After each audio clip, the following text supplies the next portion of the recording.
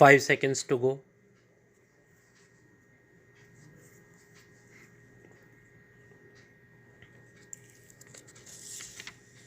Start.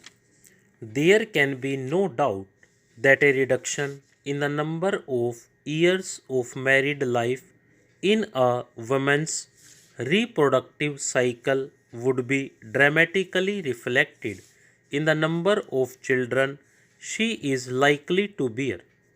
This measure was indeed adopted in 1978 when the legal age of marriage for women was raised from 15 to 18 and 21 for men, but this law from the start been perhaps the most flouted one in our country.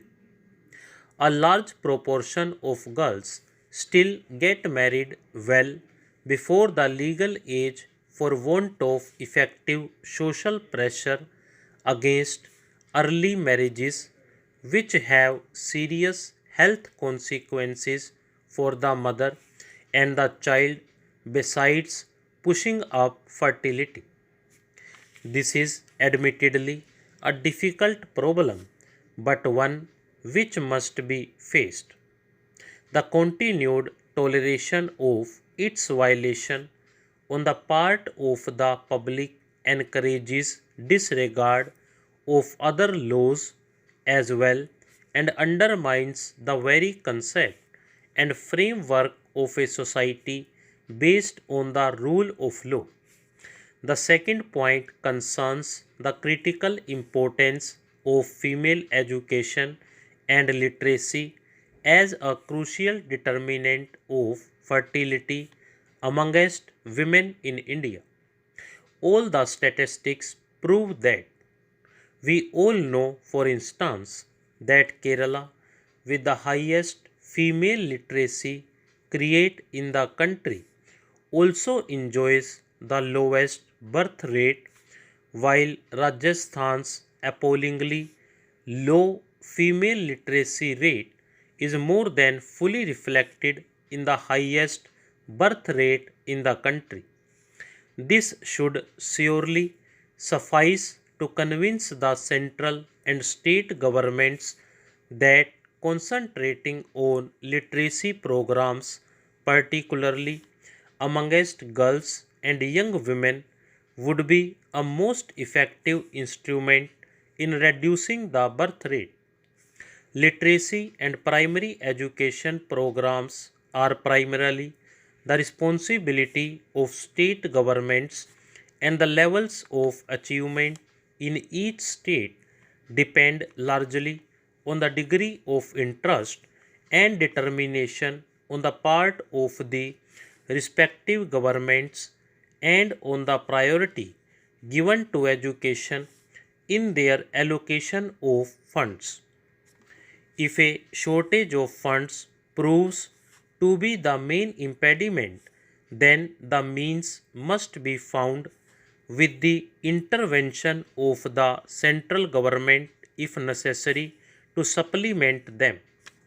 A major cause of our failure to achieve fuller and quicker results in our family planning and health programs has been because of a failure of communications.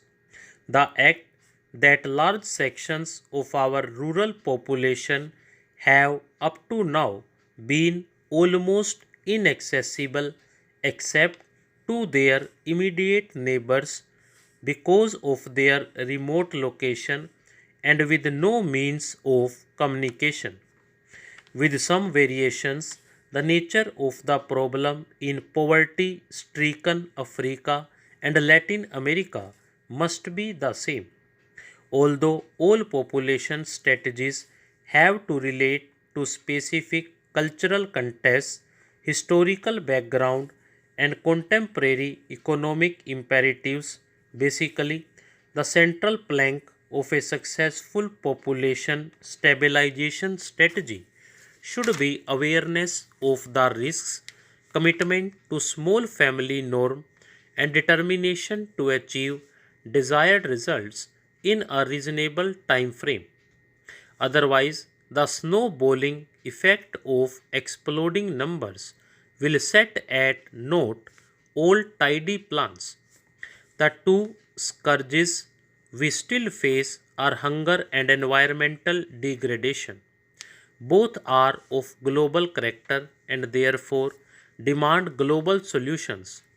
It is a dismal thought that 750 million of the world's poorest people yearn to meet basic needs. In the words of activist former Prime Minister of Japan, hunger takes the lives of 13 to 18 million people annually.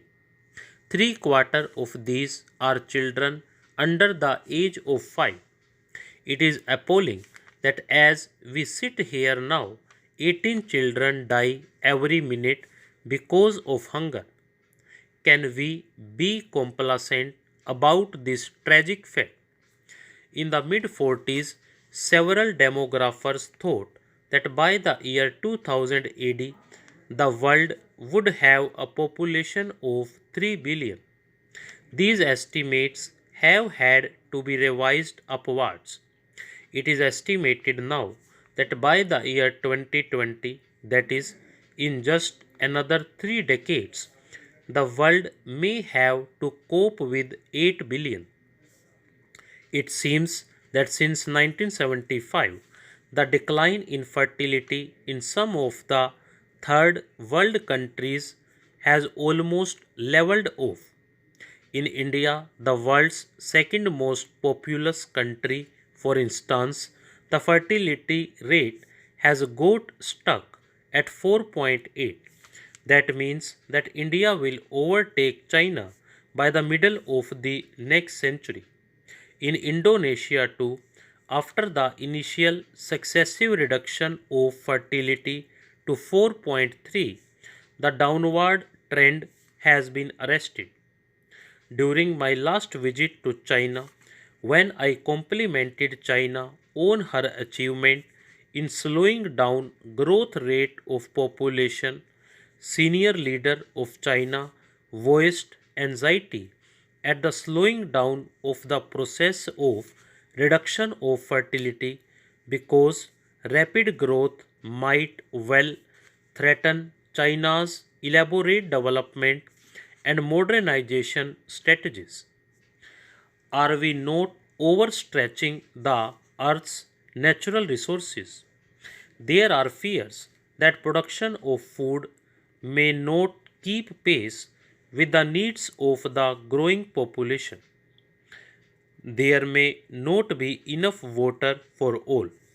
The environment will further deteriorate, resulting in more frequent visitations such as seasonal droughts and floods. Shelter remains a critical problem. It can certainly get worse, as is visible from rapidly mushrooming slums in all big or small cities. Stop.